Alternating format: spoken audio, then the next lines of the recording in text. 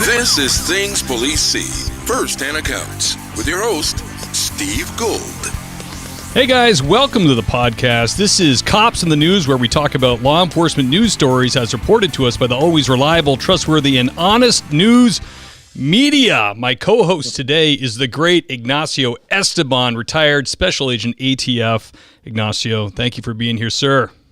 Hi, Steve, man. Always a pleasure, enjoying being on your shows. Thank you so much. Yeah, I'm happy you could come back. We had Ignacio on a few months back, and we had you back for another one with more stories, which is dropping soon. And then I said, hey, you seem like the kind of guy that might not mind coming on Cops in the News and, cracking wise about some news stories. No, I like it. And I've done, I think, like about 15 or 20 like live shows and radio shows and stuff. So it's good stuff, fun stuff. So let's have some fun with it. Yeah, absolutely. I notice you are extremely active. You're not a man that retired and then took a little break. You hit the ground running. I mean, how many, just so the audience knows, how many books is it now? In what period of time? 67 in a year and a half. What an animal. Unbelievable. I love it. And some of the books have gotten really long. So if you like to read long books, I've got them long. If you like medium books, we have medium. And if you like short reads, I've got short reads anywhere between, obviously, my autobiography, ATF Undercover, which is also an Audible. I think you enjoyed it. Yeah, absolutely. Doing really well. And if you like organized crime, true crime stories from the mafia, one percenters, Yakuza, what have you, the cartels, and anything and everything in between. Heck yeah. Yeah, I really enjoyed your, especially because I had you on the show, and I think people would really enjoy to hear your audiobook, your autobiography, because it's just interesting. I love a little peephole into someone's life and how they, where you started, how you became a special agent, met your wife, some drama in the middle there with the passing of your father, and all the way to raising kids, and just some really fun stories along the way with your career. So I encourage everybody to do that. Go check out that book. What was the name of it again? Yeah, ATF Undercover. ATF Undercover. Yeah, you can find all my books. I'm exclusively on Amazon. Just type in my name, Ignacio Esteban, or ATF Undercover. You can see it. You can, and if you're also a Kindle Unlimited subscriber, all my books are free. So if you're a KU subscriber, all my books are free, so you can read, enjoy 6-7 of them, and more are going to come on Audible. I'm really working on a lot of them, so they should be coming more and more in Audible. I know a lot of people love that, and they can use your credit to do it. ATF Undercover is one of them. I'm hoping to get another month or so. I have a great voice actor. I think you enjoyed him. Very soothing, good voice. Yeah. He's going to be doing a lot more of my books. Shout out to Sean Milo for that. Absolutely. Yeah, I had someone once tell me, actually a real hardcore fan of the show, that I always listen to your podcast at night. I fall asleep to it. Like, I don't know if that's good or bad, but I guess it was my voice. All right, we got Raphael Carnes is here. I'm early. You are the man. Thank you, sir. Iceman from Motorcop Chronicles is here. William James Long, that's Deputy William James Long to you. Jojo Carter, and move that around. Who else we got? The Police Applicant Podcast. Ken Roybal, the great Ken Roybal. Kurt Geisinger, past guest. Hello, Kurt. Thank you for joining us. And the great Kurt. Sarah Pomeroy. All right, very good, man. So right off the top, before we get into the stories, I want to hit you with a listener question. Let's get to it. So, listener question is, what is your opinion on red dots on duty pistols? I see a lot of guys and gals at my local department running them on their sidearms, and I've heard a lot of mixed opinions about them. They had a full discussion about this topic on Poorly Made Police podcast. Free shout out to them. So I thought I'd ask you. I, for one, am very much for red dots, as long as you can also shoot with irons. If your red dot fails, I think the increased accuracy that comes with the red dot significantly decreases the risk of stray shots hitting bystanders and reduces liability for departments. So I'll defer to you first, sir. What do you think about that? Yeah, I think like I mentioned earlier before with you, I never used it before. I always used iron sights. We were going to start transitioning to the red dot on our pistols. We had a Glock 19, and they were going to start using that. But I had already retired at the time, so I'm not sure if they were ready to transition or not. But I had the EOTech on my M4, and it's good and bad, because I think sometimes you have to adjust. I'm not sure if the red dot's the same thing. If you're closer, you got to aim higher so you can shoot in the middle. And I think if you're under stress, You got to remember that, and if not, you might miss. I like when you point and shoot and keep it simple, right? When you have bullets coming at you, you don't have to think more than you have to, right? Like in Right. sports and everything else, try to keep it as simple as you can, because under duress, you don't want to be thinking about, hey, I got to make sure I aim a little bit higher so I get the headshot I want. If not, I'm going to miss, and you could have that straight around. Yeah, that is exclusively to the rifle red dots, because the round is still going up. So the closer you are, you have to aim a little higher because it's reaching its trajectory. They usually do like a 50-200 sight. But I know with the handgun, like we were saying, I am an instructor and I've been through some recent research, and I spoke with an instructor who said, like, yeah, they're good, but you got to really make sure you get the time and ammo to get the training, the muscle memory. And like you said, you're in a battle, you got to it got to be natural. And also ones I have seen, you can defer to the iron sights if it fails. But then I saw that shooting in Connecticut where the kid partner was shot and killed, and he made, I think it was New Haven or Hartford, I forget. But he made like a 70-yard handgun shot to kill the guy. That's and unreal.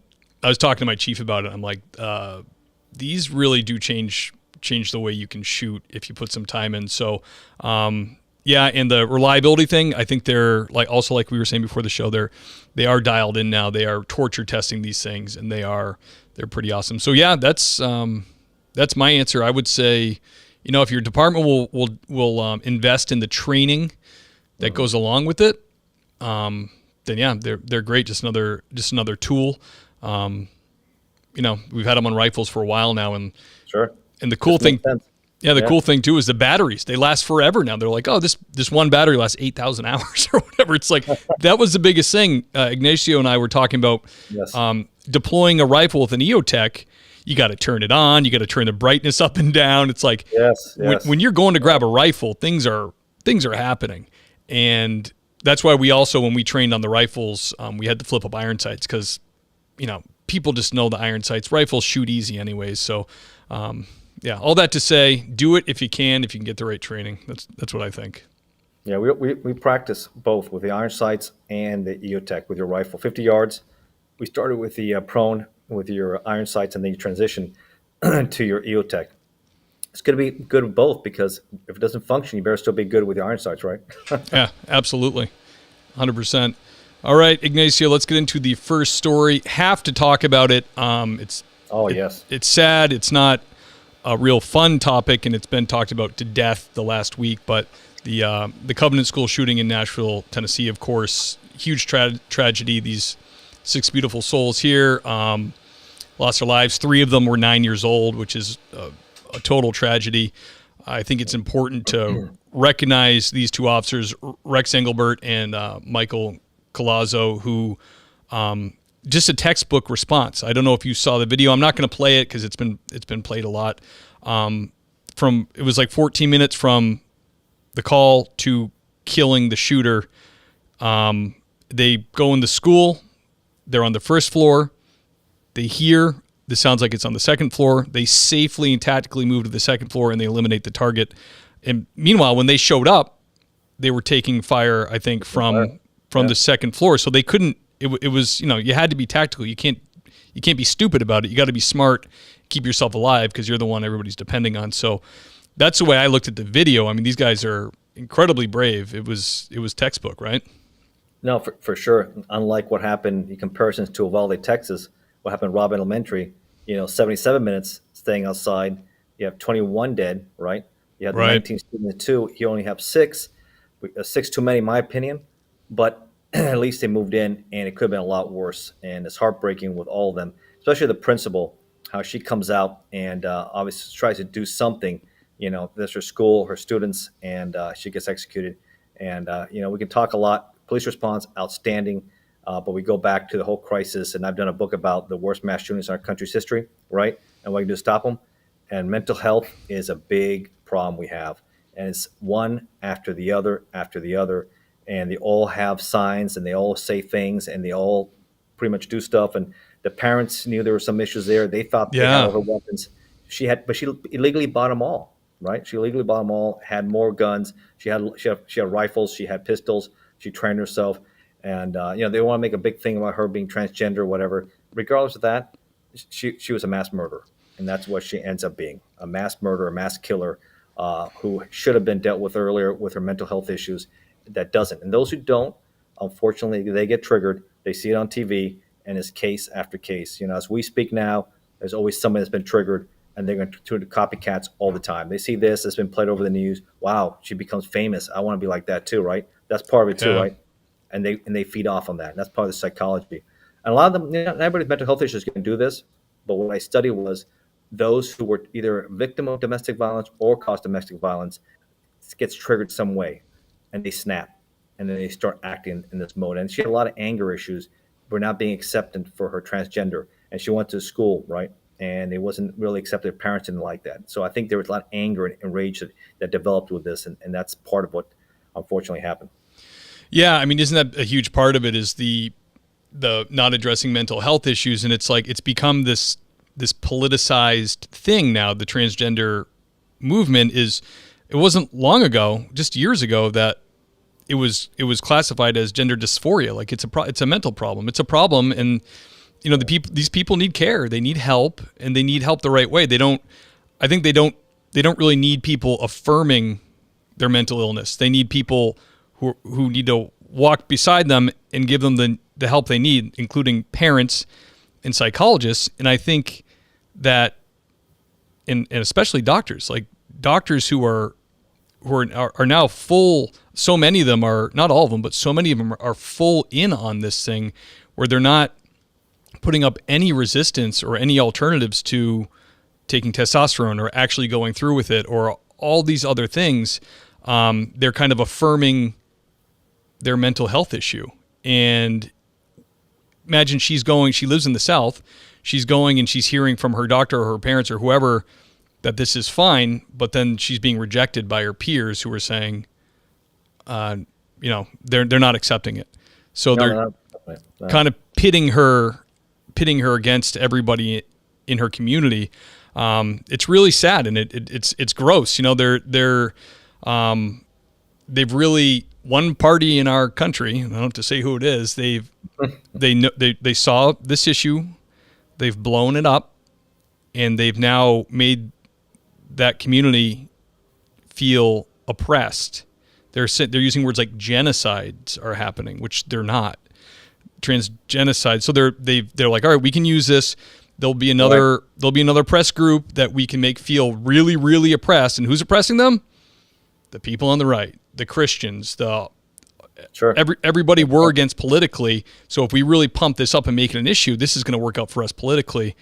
Not really caring about the collateral damage, and this is some of it. This is really uncommon for a female to be. It's unheard of. Yeah. For a female to be a shooter. I mean, I think San Bernardino, there was a female accomplice, but there's been a lot of, sadly, shootings like that. But it's mostly men. It's mostly, so it does raise the question. Then you're not even allowed to question, is she on testosterone, or how far is she into her transition, Maybe she thought she was a man.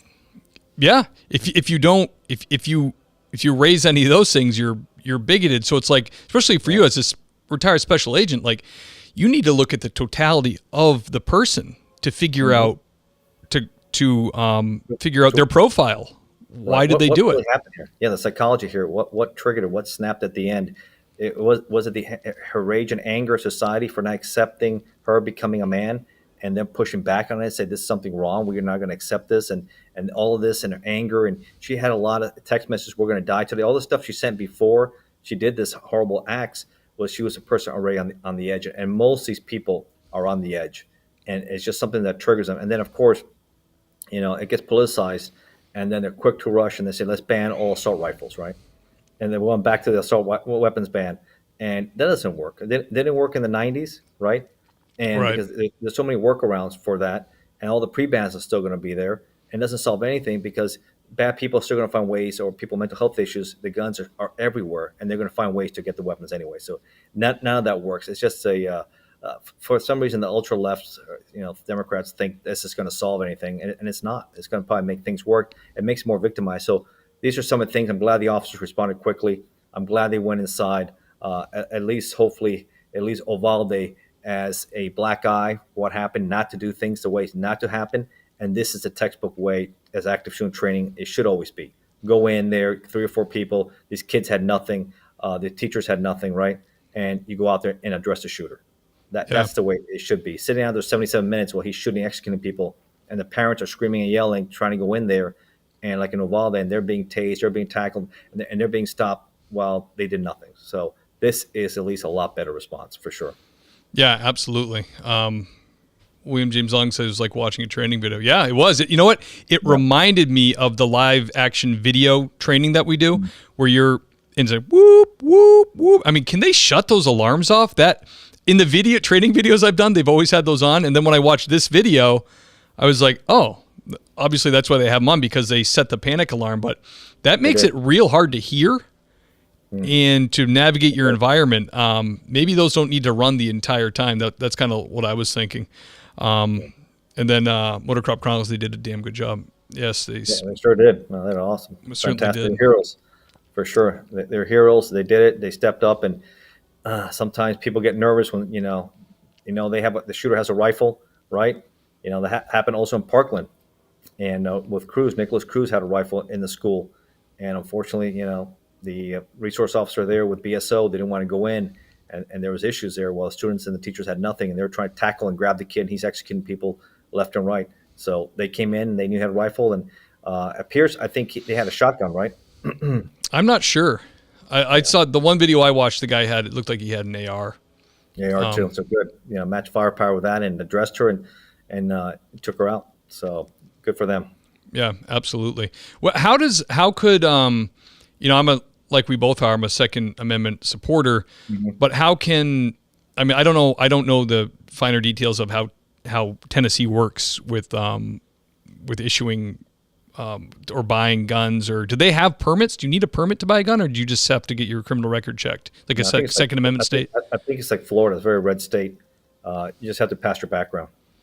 Okay. And does that... A 3-day waiting period if you don't have a concealed weapons permit. Like in Florida, you have to wait without one. With one, you can buy it immediately. So if you were, just out of curiosity, when they do the background on you to buy it, even in Mass, when you go to buy a gun, we have to have permits, but they also they call the FBI. They do a check on you right there. Is there, if they don't have a permitting process like in Tennessee, do you think would a long-term, I don't think this is the case with the shooter, but if there was a long-term hospitalization for mental health, would that come up on the federal check? I think so. I think has been added with red flag laws, right? So if people have issues, mental health issues, sometimes it does, sometimes it doesn't. There's a lot of loopholes, unfortunately, in the system for that. Yeah, I've only heard about it like in cursory type of way, like adjudicated mental health issues. So it depends if the state reports it in. Sometimes it doesn't. You have HIPAA laws also you have to deal with. So it might not. Yeah, because talk about a slippery slope. You don't want to keep people from getting mental health help because they might not be able to have their guns anymore. But I think in Mass we do if you've had a long-term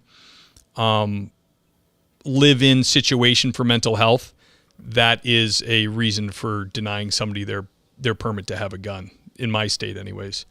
Right. Not like going to talk to the psychologist because you have childhood trauma or you have had an issue at work. That's not it. It's like you were institutionalized for 6 months because you were suicidal. That's kind of how it works. So I was just kind of curious about that. But to add that should be part of it. I'm not sure if she would have triggered that or not based on her situation. Right. Yeah. She seemed pretty clean. Like no record, nothing. I don't think her situation would come in. It's a little different here. So that's why there's so many loopholes and workarounds and stuff. I think the best solution also, I know we haven't talked much about that, is like school security, right? Yeah. National school security, where every school has, but again, you need the right people there. I'm not just saying resource officer, but a little force and people who are on site. The second she starts shooting through the windows, right? The glass starts falling. You got a team right there to address her. Yeah. Yeah, I think that's kind of the issue. Like that's happened nationally a few times. Like maybe Uvalde was part of it. Like they had their own little police department, but the chief of that wasn't necessarily like he made the wrong decision. He wasn't a runner and gunner, really. He wasn't, And then a lot of times they might put someone who's a school resource officer into school because they kind of have the personality traits to be good at that, but they're not necessarily looking at like, well, would you also be good with this? Like, would you be good with running towards fire, or are you Yeah. the personality of like, you should have been a teacher? You know what I mean? Right. No, or at the end, when you see the person has a rifle and you have a handgun, you might not you might not by yourself. You're not going to go in. And some people, unfortunately, they say fight or flight, and what happens? They flight. Right. Yeah. Yeah. And you can't, I mean, it's ugly and it's sad when that happens. I know it happened to a cop in Florida, but I have a hard time in my heart, like, really faulting the person. Like, that guy in Florida, he might not have known that about himself. You know what I mean? He might not have known that he was going to be a coward and run away. That's like a very physiological fight or flight. It's fight, flight, or freeze.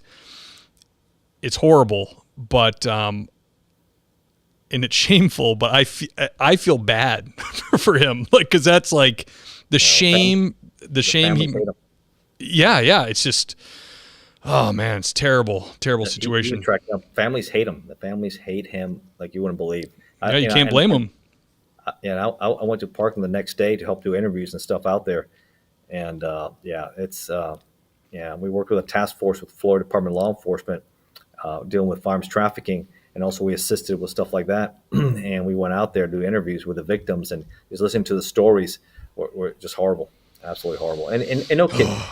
You wish that wouldn't happen to any of our children. And we both have children. We have family. We don't want to worry about that, right? We don't want people worrying about that around the country. So, we spent a lot of money in foreign aid, right? We sent billions. I think right now the number is over 80 billion, I think, to the Ukraine. I mean, we can definitely put up a force like we do in the airports. We have TSA there. We have air marshals now on the planes, a lot more. We have force multipliers. That's one thing I used to do also as agents. We were a force multiplier. We'll report to the cockpit and tell them that we're armed on the plane, right? And it's a force multiplier because air marshal's not every plane, right? Right. So you need that too. I think we need to apply that to the school system because it's just getting out of control. And a lot of people see that it's a target and it's easy. It's still going to be 2 or 3 minutes. And it's just one after another, after another, after another. You think of Columbine, that was horrible. And that's been over in the 90s. Right? Oh, there's a huge list of them now. I mean, it's enormous. Virginia Tech, you think of Cho, Virginia Tech, Connecticut out there. I mean, and it's horrible. And they get worse and worse. And that's why these guys get triggered off that and they see the media response. They know they're going to die, right? They don't want to shoot themselves. They want to go with a bang. And they're seeing how much the media feeds off this. They're going to, in their minds, in some sort of infamy, right? History for doing this. And it's horrible. So I think having teams, professionals, that are ready to respond because it's a big burden to put it on a teacher. Maybe they have the background, maybe they'll do the right thing, or an administrator, but you never know, right? Yeah. You never know. And this shooter you were talking about, force multipliers, she had other targets in mind, but didn't go to them because they were a little bit more hardened than this school. She had something she wanted to accomplish, but didn't go to those because they had security. Yeah. So you think maybe which places do you want to go? I don't know. I just read they're being very vague, and I don't think to this day they've not released the manifesto. So, but she said there was like she sent I don't know if it was a message to a friend or just they said that she had other places in mind to go to initially, but didn't go to because they had she scoped them out. I mean, she checked all these places out, and they had their security was too tight. There was probably armed people there. So she didn't want to go there. Yeah, and that's my experience. I've done a lot of these shows now for a year and a half, right? And I've dealt with, obviously, law enforcement, those who used to be on the other side, criminals and stuff like that, who have now got their lives together with part of organized crime. It makes for good dynamics. If you type in my name, you can see other content I've done on YouTube or what have you, on other platforms. And they always say the same thing. They say, I always look for, some of these guys form bank robbers, armed robbers, whatever. They always want soft targets, right? Everybody's looking for soft targets. They're going to go hit the bank with security, right? Right. You have the bank with no security. Or the restaurant has no security, right? A lot of these guys looking for that. Soft targets, big targets, nobody else. So look at her. And she had mental health issues, and she knew that. Common sense, right? Yeah, absolutely. And that's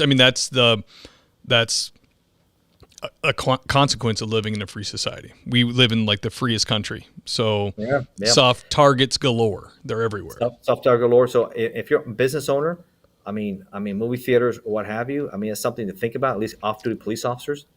It's worth paying. For me, I'm the owner. I want peace of mind. I wouldn't want to live with that, right? So I at least pay for that and at least have them there ready on scene to respond. Some businesses don't, but I just think that's a price of business. I don't want to have that horror and in my place of business. And even with some, look at the supermarket in Buffalo. The guy was a retired, I think it was a lieutenant from Buffalo, right? He was their security, but the guy was all tacked out, right? He had the vest, the helmet, everything out. He looked like he was a SWAT member, and he had a handgun, he had a rifle. He tried to engage, but obviously the guy had, body armor on, and it wouldn't penetrate. And he killed him. Yeah. So even if you do all the right things, it doesn't end up right. Yeah. Yeah. Especially because people can, I mean, like she did, they can scope it out. They can make a plan. But butting right up to this story is the shortly thereafter, they protesters charged and raided the over the House vote in Nashville, House vote to override Bashir's veto. And the weird thing about this one, and this is like a video from the from the State House, they're running in there, trans activists. A lot of them look like that guy right there. This was in Kentucky, huh? Was it Kentucky? Yeah, it says Kentucky on the top there. Oh yeah. I do all the research, my friend. Yeah. Kentucky, but it was right after Nashville. Yes. This is the Bashir.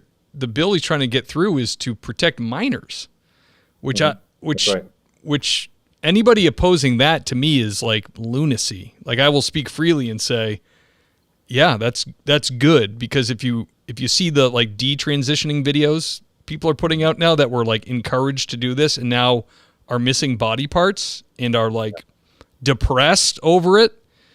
These are kids. Kids have no idea what they want. Their brains aren't developed. Like they're being pushed along by whatever adults raising them, their ideology. Yeah, I think they should wait until they're adults before they make decisions like that to transform yourself. So I don't see why they're looking at this like a threat. I mean, this has never been a thing in our country, transitioning children. It's brand new and wrong. So the fact that they're getting this crazy about it to me is, I don't like this guy. I think it's good to let them develop, because kids change their minds all the time. We know that. From A to Z, from everything, from what they want to study, their career, how they feel, their colors, their clothing, their music, everything. That's how my daughters are, and everybody else too, growing up the same way. And they may have different feelings, and one day you feel one thing, the next day you might feel something else. So you have to let them fully develop, and then once they're adults and they still want to go down that path, that's something different. They're adults. But I mean, to protect them. Absolutely. My oldest my daughter is 13, and I have a 9-year-old son and a 3-year-old son. Guess what? Both my sons had a doll at one point. They wanted a doll because their older sibling, who's kind of like the boss to them, is kind of like in the hierarchy, had a doll, and she was always playing with it and making it look fun. So at one point in both their lives, they both had one of her old dolls. I don't care. It's fine. The kid wants a doll. I'm not going to rip it out of his hands. But even my 3-year-old now is throwing the doll aside. The only thing he ever wants to do is try to pull its head off and plays with trucks. So the fact that there literally is people working on transitioning their 3 and 4-year-olds. The troll. Absolutely. Oh yeah. If you start doing that, yeah, that's horrible. It's completely the lunacy. It's that they're just there's no, like, this is what happens when everybody has their own truth. There is no actual truth, and you write your own moral compass type of idea. Like when we walk away from a higher power, from God, from Christian morals that the country was founded on. This is the reward God will go ahead and give to your country. He will give you over to your desires, and you will become clown man here that we're looking at. Like this guy wants your kid to be able to cut his wiener off at like 3. That's crazy. Yeah. It's completely insane. Lunacy, complete lunacy. Yeah, I agree 100%. I agree that it's a process that they have to wait until they're adults and they can fully make a decision when they're so young like that. I don't think anybody knows what they're doing at a young age. That's why we have to develop and grow, and I think that's in everything we do. So I think we're going to see a lot more of this. It's the extremism. I think you see the extremes on both sides, go towards things, and it's the middle that's going to have to work out things and say, hey, we're the adults in the room. Yeah, yeah. I really hope. I hope this is just a blip in our history. That I mean, to take it a step further, I can't fathom that there are doctors, learned doctors, that are willing to even do this to an adult. Honestly, to even do it to an adult, to me, seems like it's against the Hippocratic Oath of doing no harm. Like I don't know. I just have a trouble. But at the same time, if you're 18, we're a free country. This is a free country. So whatever. I'm not for it. But when you talk about kids, that's a whole nother, ball of wax. It's like kids dealing with, let's say, smoking or drinking or other things like that. They truly don't understand it, and they're still young and they're developing.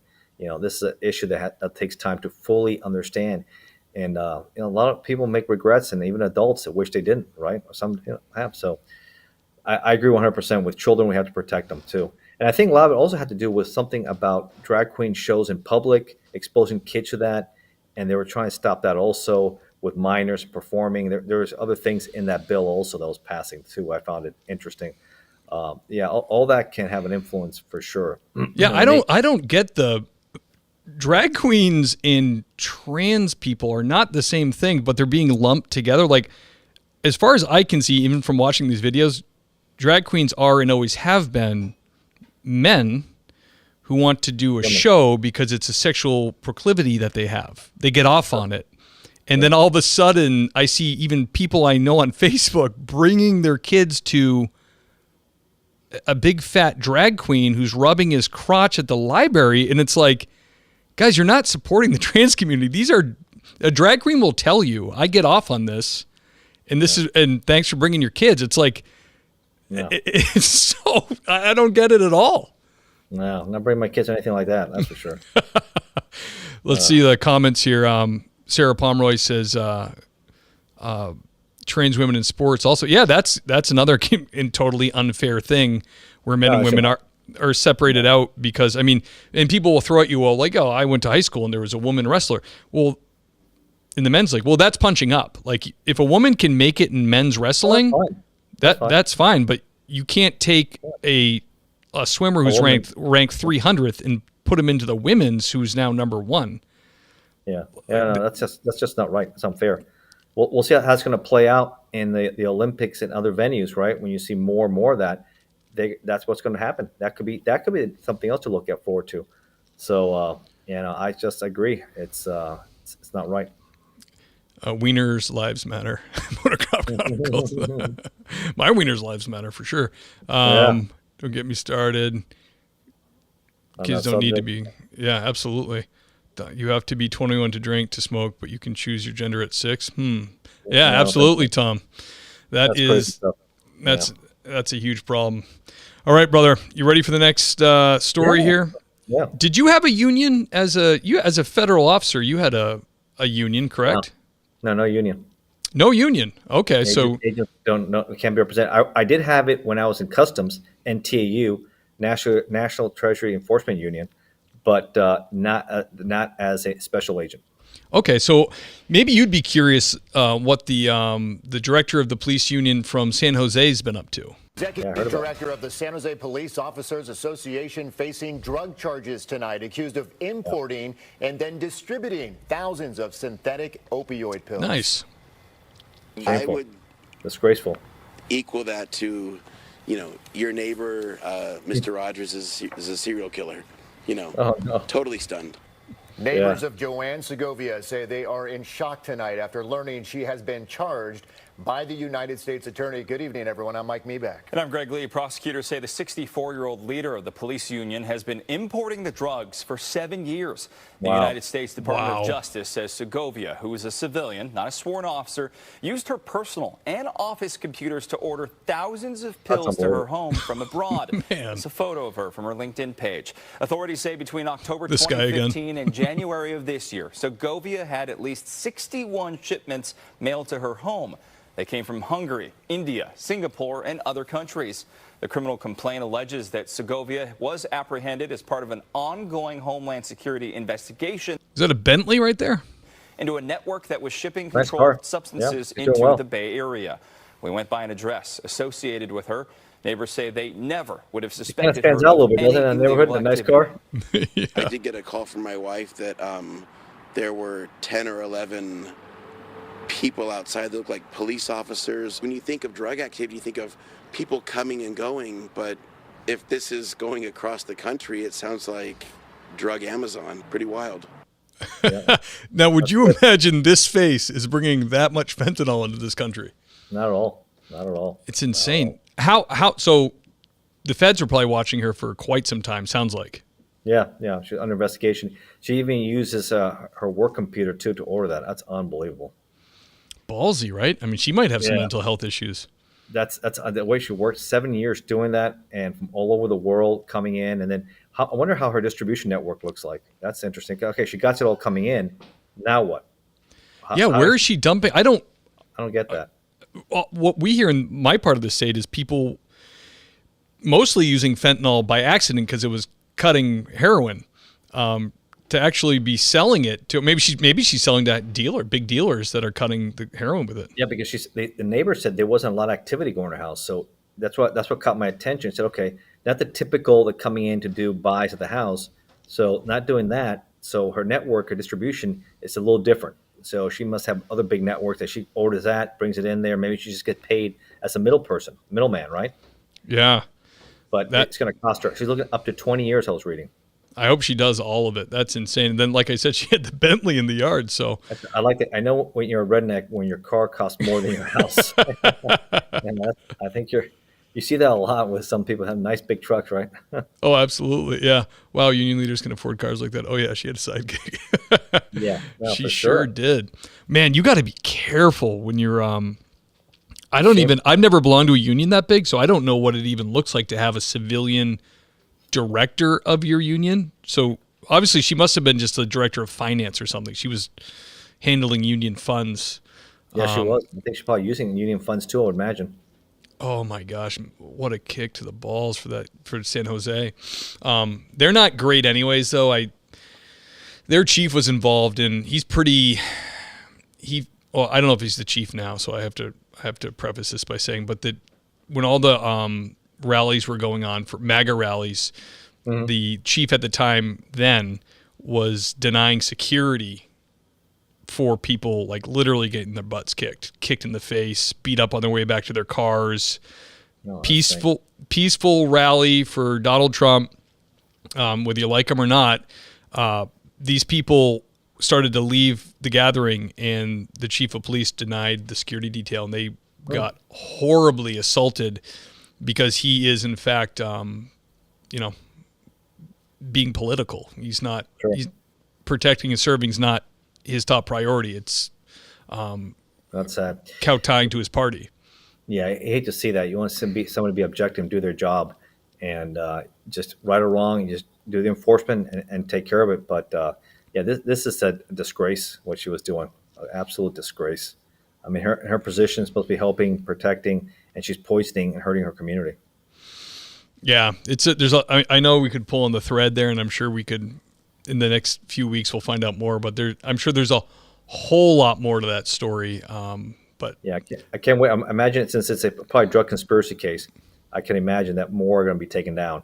Hopefully not within the police department, but you never know. Yeah, absolutely. So, Ignacio, what do you think would happen to you if you stole somebody's truck in Texas? What's your best guess? You better run fast because you don't want them chasing you down, right? Yeah, this guy had an air tag in his truck. It looks like an 06 Chevy or GMC, and he found the guy, tracked him down, and shot him to death. Which is I saw that. What you got to love about Texas is they interviewed the guy, they got the story, and are investigating, but this guy goes home.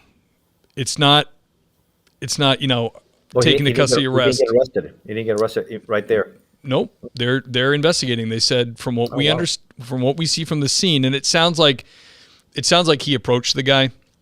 And the guy himself may have been armed, or he tried to do something that would allow for that kind of response. But before I saw this story, I figured, I know how Texas guys are with their trucks.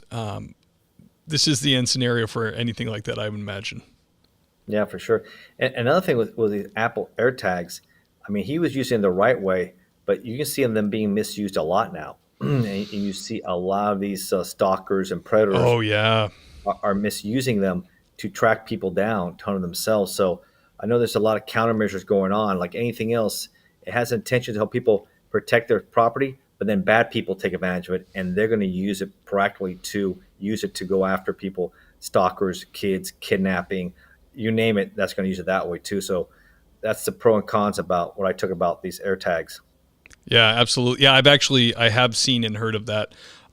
Even like leaving an Apple device, your watch or something, in a girlfriend's car that you're kind of curious, where's she going? She says she's going home. That happens a lot too. Your spouses, you're right. They're checking each other out. Yeah, that's dangerous, man. You know what? My wife and I get our emails on, she has a laptop. I have this computer I'm using. Both our emails are on there. If she wants to look at my phone, go ahead. Like she would never do that, but it's like, I don't, I'm an open book with my wife. That's the only way to be. I'm not trying to hide anything. Let me, Sarah Pomeroy, the great Sarah Pomeroy says that's a UTE. Ute? What, do you know what that means? Mm-mm. She's from Australia, so maybe it's an Australian acronym we're not familiar with. Maybe that's something. And the other issue here to look at too is because this is more police action. He found the truck. Why didn't he call the authorities? Because he is not in law enforcement, right? Good point. He did his part. He found it. Why not call the authorities? Say, hey, I found the truck. Because I don't think you can argue stand your ground, in my opinion. Because he could confront the guy. It's not the guy. It's like maybe he could argue and stand your ground when it was happening, right? When he's still in his truck and he's protecting his truck and himself, right? I think so. But now that he chased him down, I don't think he has an argument to stand your ground. Yeah, I mean, what is Texas like? Is it like protection of life and property, though? Or is it a protect your ground state? Yeah, you have to stand your ground. And he went proactive on the guy, right? I would never do that. I'd be like, hey, I got the guy tracked. Why don't the boys in blue take care of this? That's what I'm saying. Hey, I found it. Can you guys please come in? This is my car. I filed a report. This is what happened. And and let them do their job and just keep, loose surveillance on the guy, right? And that's about it. But to go out there, it's going to end up one way. So was it premeditated? He wanted to kill the guy? I mean, when you go in that situation, this guy is a criminal. They're going to be armed. It's Texas, right? If you're in that business, you're going to be armed.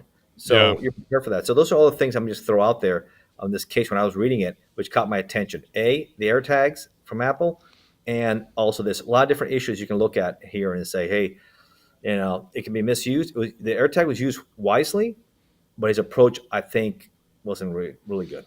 It might cost him 20 years. How does an AirTag work? Like the GPSs I see put on cars that like we're interested in have a battery to like transmit. How does an AirTag, how does it transmit? Does it have to have Wi-Fi nearby, or how does that work? Do you know? I don't know all the ins and outs, how it works. I'll bring you more about it, but I know there's countermeasures now. People are having it to pick up on stuff like that. If you feel like, if you're a female or something, you're driving, you think you have a stalker in your life, right? It can pick up devices, things they're transponders in your vehicle too, and trying to block it. So, for good technology, you have to have a counter for everything. And that's what you're seeing. So scary times, man. Where everybody's not just big brothers watching, not the government, but everybody wants to watch each other.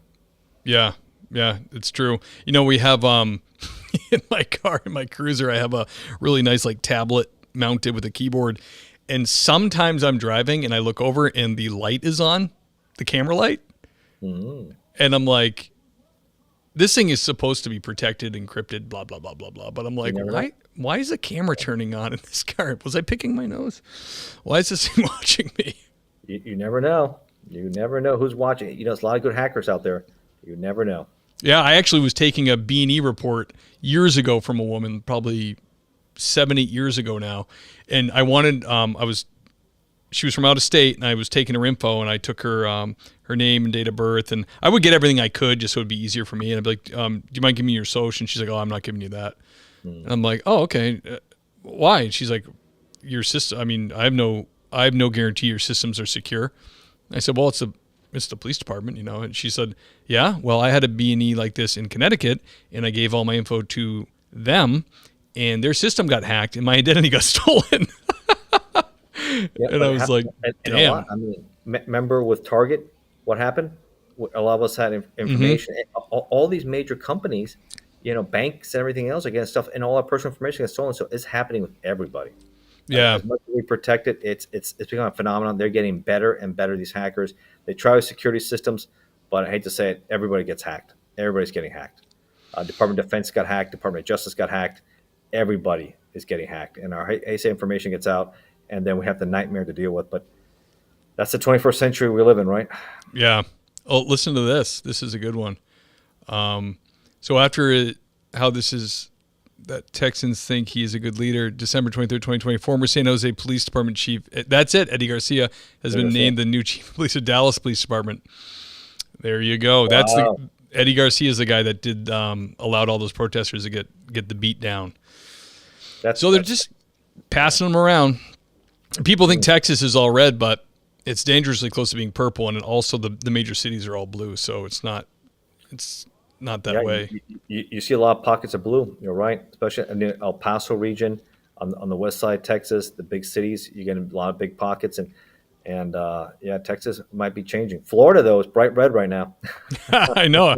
Everybody's going there. DeSantis country. Yeah, absolutely. All right, this next one's kind of fun.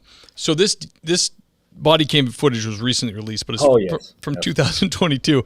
This is if you wanted to know what a Karen was. This is textbook Karen. This woman, she either hit or tried to hit her husband with a car during a domestic dispute. I think she hit him, and also has a warrant out. And these officers have the gall to try to. She gets nasty. Take her in. Oh yeah. 2022, a Hinsdale police officer. Ma'am, step out. Excuse me. Step out. So he went into the garage and she shut the door on him. Step out of the car right now. Yes. No. Step out of the car. Get your hands off of me. Get out of the car. No. You're under arrest. No, I am not. Yes, you are. No, I am not. Yes, you are. Get your hands Open this garage door. Excuse me. Let go. No, you get your hands off of me. No. Get out of the car now. No. I will tase you if you don't get out of the car.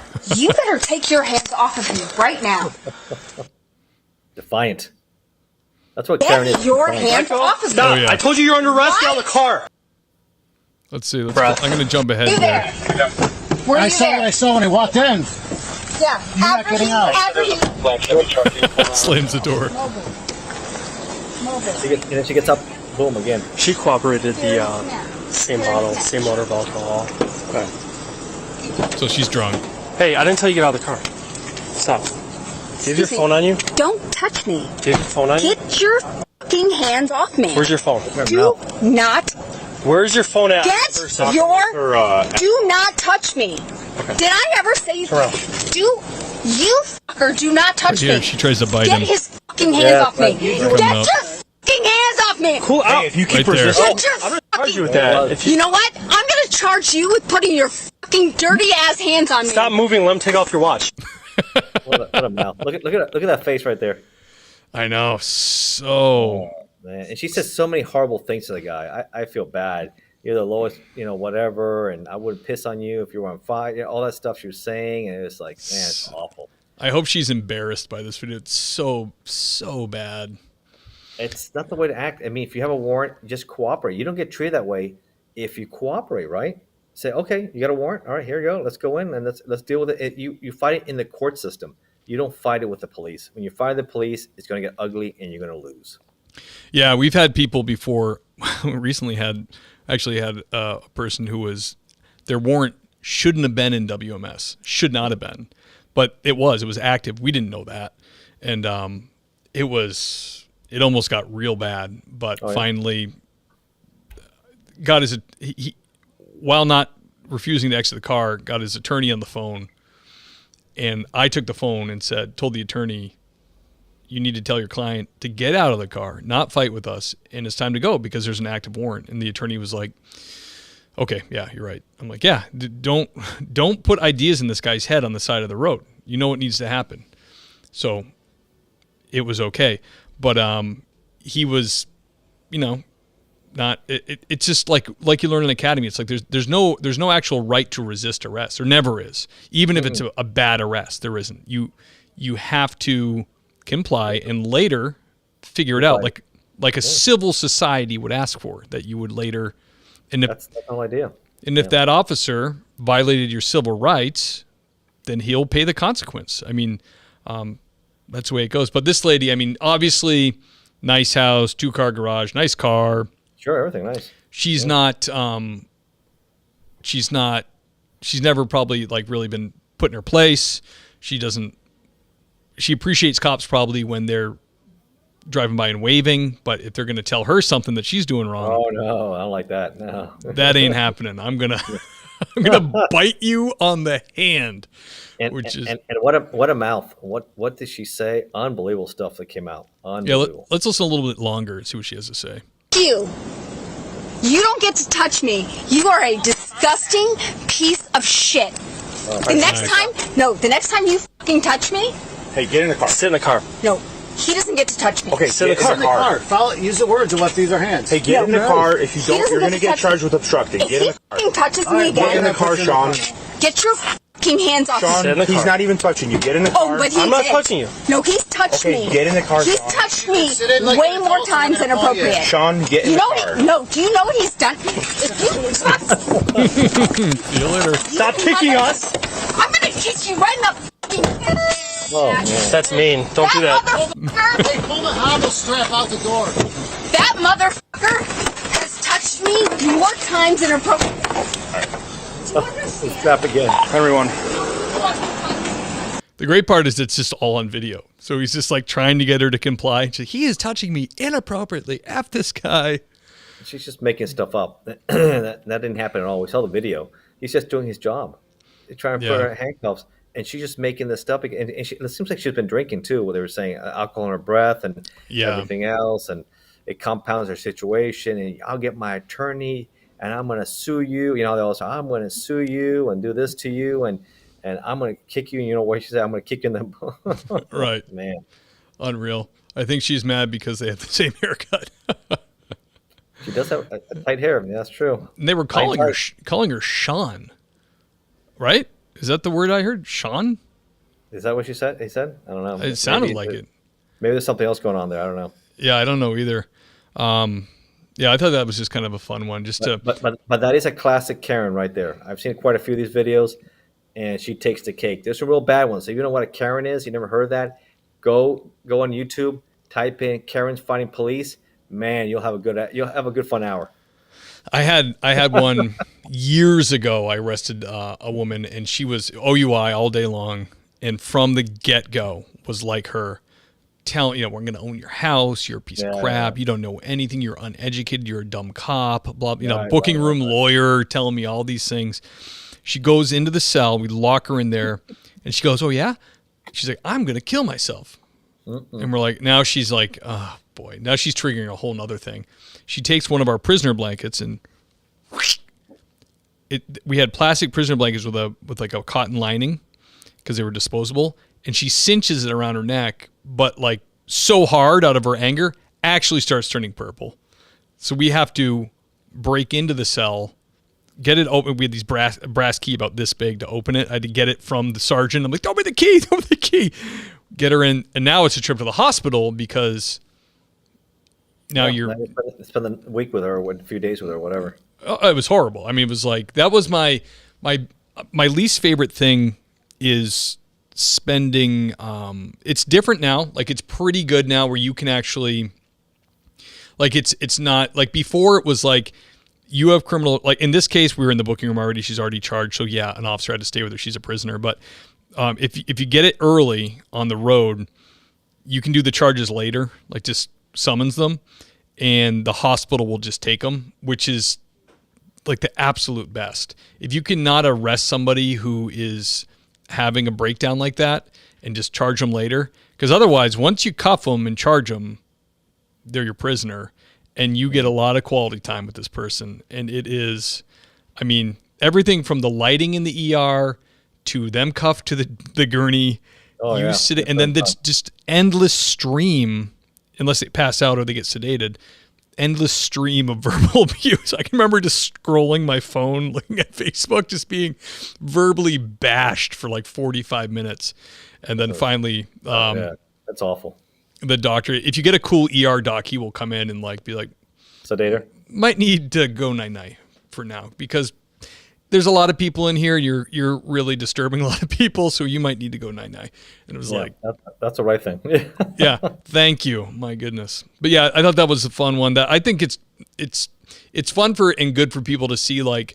There's a lot of huge and high profile cases, but that scenario where people treat you like that is pretty common in police work, especially if you're working in a affluent place where you end up arresting somebody who's never dealt with police and they're kind of above it all. They're like, this is below me. You are a servant. That is kind of the attitude you can get, and it's shocking. And then you mix drugs and alcohol. Oof, you got a volatile combination there. Yeah, whatever prescription med she's on with the alcohol. Wow. Yeah, that's just out there. She was out there. No fun. All right, the next one, Ignacio. Do you carry off duty as a retired LEO? Weapons permit, but some places, like I said, you still can't carry your weapon, and because it's private property, they say only law enforcement, no weapons allowed. So some places you can, some places you can't, but at least under LEOSA though, you're good for the 50 states. Yeah, but even then, there's you're still in private property, right? You go right. They still can say no to you. You become retired. Right. Well, I think Walmart they've said, please don't carry, but they've not banned firearms, from what I understand. Well, this guy, and I ask you that because you're a retired cop. This guy's a retired cop. He's in California at Walmart shopping. He's got a holstered weapon, and it's really sad because of the active shooting we just talked about. People are hyper vigilant about weapons like this. People see a gun and they immediately get terrified. So the Beaumont police received several 911 calls because this guy's just in there shopping. And I don't know if he, when I conceal carry off duty, I go deep. There's pretty much no way. I do nothing near open carry. Yeah, I don't do open carry either, concealed. Yeah, if it's going to be open carry, you have a badge next to your gun and you're doing some kind of function as a police officer, right? You're not going to, I go inside the waistband or pocket, something that really won't be seen. But, California, not really the state to be printing or have kind of go to reach from some paper towels and do a little peekaboo with your 1911. No, that's going to get people's attention. That's going to freak people out. So that's what happened here. Police response, obviously, and the people didn't just call in that this guy has a gun. They called in there was there's an active shooter happening in Walmart because I can see somebody killed. You can see where their minds go. They go, this is the beginning of an active shooter.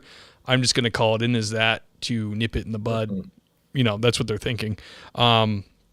People need to realize there are lots of people, including off-duty and or retired LEOs or just citizens with concealed carry permits that can legally have a gun. So maybe don't call 911 and maybe call the police department and say, yeah, he's got a gun, but maybe you could check his permit. I mean, or if you're concerned, talk to the manager, right?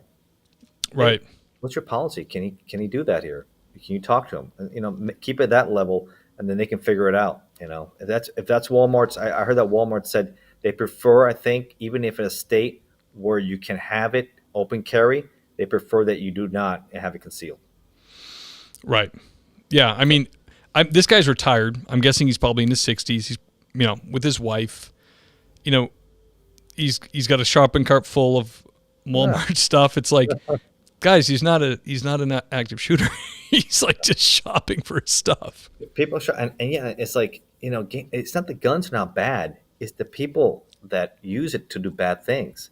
So they demonize the weapon, and it's not supposed to be demonized. It's the individual that's doing the bad thing. So, you always want a good person with a gun to stop the bad people. And you keep on seeing case after case. Nashville, there was a mall incident that happened in Indiana. You have a citizen that's armed, and they're in the food court area. He just came armed from the bathroom, started shooting people. He kills them. So if you don't have good people with guns, then these bad things happen. So if there was an active shooter, he probably would have addressed him and killed the active shooter. Right. Yeah. Yeah. You're going to take the good guy out of the scenario in this case, Yeah, absolutely. Yeah. That's why I don't live in California. Yeah. Yeah. You got to pick where you live wisely. Ignacio, this one I can't wait to ask you about. So this one is not police related, but it's just weird. Unbelievable. A meatball has been made from the recreated flesh of the long extinct woolly mammoth as part of a project to demonstrate the potential growth of flesh from cells. Gross. The mammoth snack was produced by an Australian company called Vow, which is aiming to use cells from unconventional species to grow new kinds of meat. And Tim Noakesmith, who co-founded Vow, told The Guardian, "We chose the woolly mammoth because it's a symbol of diversity loss and a symbol of climate change." Yikes. I don't think I'll be in the lab created woolly mammoth. That's for sure. And it's not a full woolly mammoth. Obviously, it's part elephant and part everything else. And maybe too gamey for my taste. So disgusting. And to think that, they are out there telling us we're gonna, eating bugs is fine. It's good for the environment. Eat bugs. Get in your one room apartment and be quiet. You'll own nothing and be happy. Yeah, that's it. The idea of eating a woolly mammoth that's been injected with elephant cells and some bovine lab filler DNA is disgusting, and even the image that they're putting out there looks disgusting. I would never want to eat an elephant. No, I would need a lot of sauce for that. And the amount of virtue signaling also, where it's a symbol of diversity loss. Yeah, I don't know about that. Of climate change. Not for me, but each his own. If it's a free country, if somebody wants to eat that, bon appetit. Hey, more cow for us, right? That's right. That's right. It's crazy that I've ever different variety of meat. At Fuddruckers, I had ostrich meat once. It's kind of like a turkey burger. Right. FYI, elephant meat is terrible. Don't ask me why I know. Yeah, okay. I can imagine. It's pretty gross. I wouldn't want to eat that. That's for sure. But you know what? If people are, and that's their thing, knock yourself out. Yeah, this is Australia. So Sarah Pomeroy, maybe you can. Are they feeding you this yet? Is this now part of your diet, or is this? Are they just thinking about it? I don't know. They have a different variety of different animals out there too. I don't know if they eat kangaroo meat. I know they have a lot of kangaroos out there. Yeah, the kangaroo. That looks like it's like a jacked deer, right? I see all these pictures of the kangaroo like super yoked. Yeah, they're big. They're good fighters. They're like little boxers. They get up on their hind leg and they start punching, and they're strong. They're very strong fighters. A lot of people think kangaroos are docile, but no, they're aggressive. Just like the koalas. Koalas are very aggressive too. They're nice and cuddly, but they're also very aggressive. Look at the pictures. You Google in koalas are. Koalas. You look at Google aggressive koalas. You think they sleep all day and eat their leaves, but they really can get nasty. And you can see some nasty koala fights. They're like sumo wrestlers, and they go on top of each other and they get intense. So have some fun with that. Sarah says kangaroos will put you on a milk carton. Yes, they will. Well, that's been the joke for forever. I just erased my own camera. Let me fix it. That's been the joke forever, that kangaroo. I remember watching cartoons where the guys box the kangaroos, right? Yes, they're good boxers. Yes, they are. They bounce around. They'll knock you out, man, for sure. But don't mess around with a koala either. Are you serious? The koalas are that aggressive? Yeah, look, I didn't know it either until I started looking at videos and people started showing. And it's their huge claws. People don't realize koalas have big claws, and if you're not careful, they can take your eye right out if you underestimate them. Never underestimate an animal in the wild, that's for sure. What about the panda bear? They seem panda bears are nasty too. You seen the panda bear fights? No. Yeah, in the wild, man, panda bears are very territorial, especially for females. And if you're in the wild, you're not armed. That's a bear. You're gonna have I don't know what that means. Most koalas have chlamydia. That's true. Oh, they're They dirty. urinate on you too. There's a lot of things they have going on. Yeah, koalas have different weapons they can use against you. Dirty People buggers. say- yes, yes, yes. And it's the interesting life of a koala. Look up the videos. Fun stuff. I'm a big person also. I love a lot of research and stuff and animals, conservation, all that. I find fascinating. But yeah, all that stuff. It's I guess all the marsupials. You got to be careful with them. I'm glad we only have the only marsupial we have is a possum. Is that right? Do they have a pouch? You know, possum had a pouch. I think they do. Yeah, they keep their young outside. Sarah, marsupial, possum. I think so. Duckbill platypus. I don't know. Ignacio, the next thing I want to move on to is a more somber subject. I want to pay tribute to the Huntsville police officers who were shot.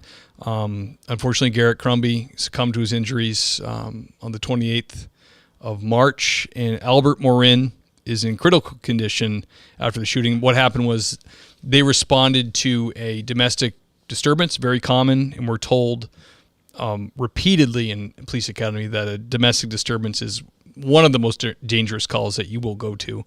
The officers showed up.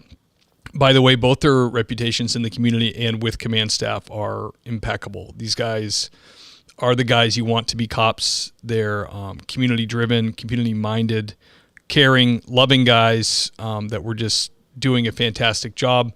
They show up to the domestic, and there's a female with a gunshot. So what do? You render her aid, right? She's out front of the house. They're rendering her aid, and then the boyfriend comes out and opens fire. Shooting both officers, and like I said, Garrett Crumby, and he is actually past guests. I won't say who they are, but past guests and friends of the show. They're both friends of mine, and it was one of them was field trained by Garrett, and the other one he's actually on the department with Garrett. So it's been a shockwave through the community. I've spoken with both these officers in this past week, and it's surreal for them. It's unreal that this has happened. I don't know the most up-to-date status on Albert. I know that he was expected to survive, but was in critical condition. I don't know that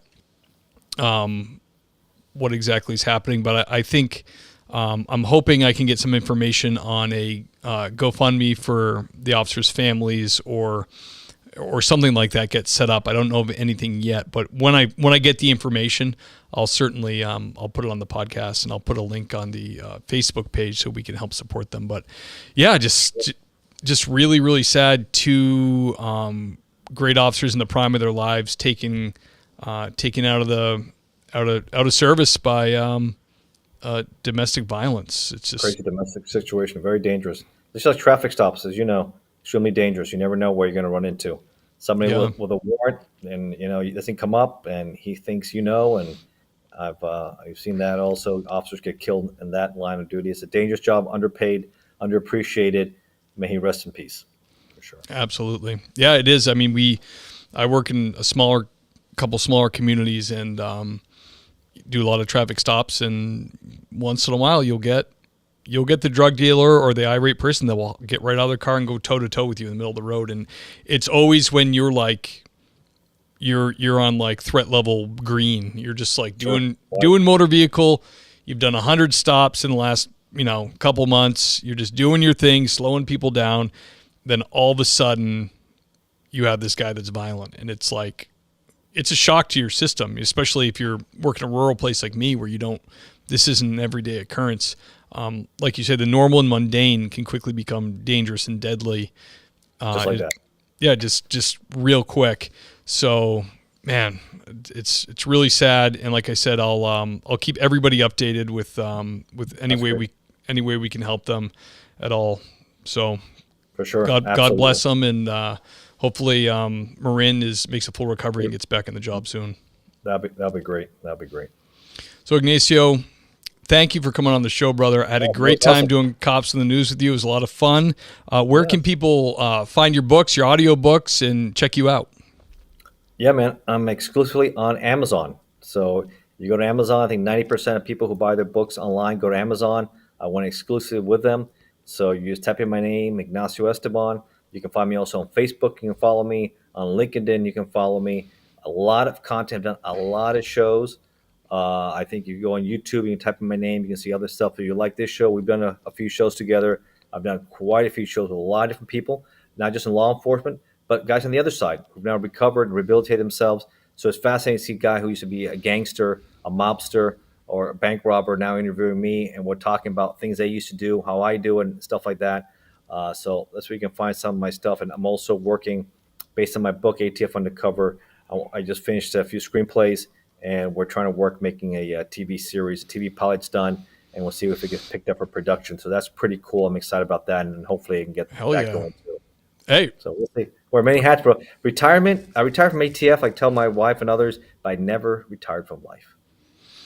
Well, I can tell that, and I want to tell you, very important message, don't forget about me, because I knew you when, and I want you're going to come back a third time once you're selling those screenplays, man. Awesome. Well, thank you for coming on, brother. This has been Cops in the News, everybody. ThingsPoliceSee.com. Scroll down, click on Be a Guest if you want to be a guest and tell your stories. Just please do that. I always got to feed the beast. I always got to keep these shows pumping out. Thank you for all the recent 5-star reviews on Apple Podcasts. Please keep them coming. We're so close to 1,000. That would be fantastic if we could get there, guys. And that's all I got to say. It's live. I can't edit that. All right, guys. That's all I got to say, and I will see you shortly.